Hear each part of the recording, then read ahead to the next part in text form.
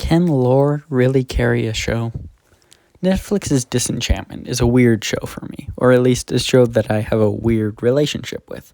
It's never been one of my favorites, but it's just interesting enough for me to want to watch the new season when it comes out.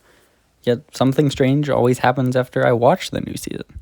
I watch all the other seasons. I comb through every episode because this world that the team by Disenchantment has created is so vast and filled to the brim with mystery.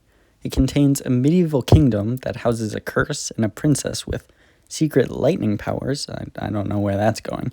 An island full of mermaids and a whole city with technology from far in the future. Add on creatures like trogs and trolls, and even when the story has its dips and the jokes become a little stale, I'm still glued to the screen, trying to understand this world that is so shrouded in mystery. For example, in the latest season, I didn't particularly care for the underwater episode, as it sort of freaked me out. I have a weak stomach. However, it was by far the most heavy with lore implications, so it was the one I've watched the most time so far. I mean, a whole other half of the castle in an ancient battle with the trolls. It leaves the audience with so many questions, keeping them interested.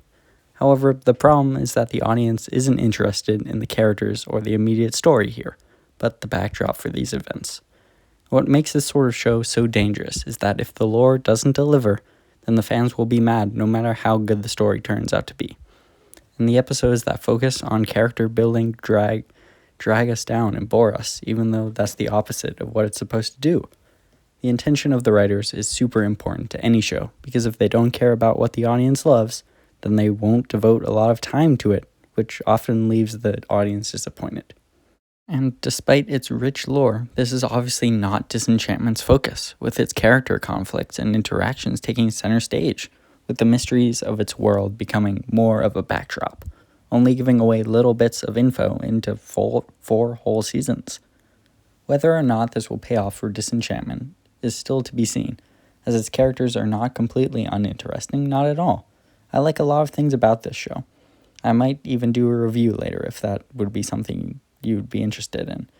But its lore is still doing the heavy lifting to keep me interested in the long break between seasons, and I'm not particularly hopeful for its future and reception if it doesn't have satisfying answers to its questions.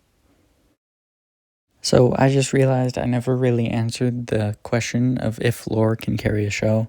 I would say that it can, but it comes with some serious caveats, and it is very dangerous ground. So for Disenchantment's sake, I really, really hope that it can deliver.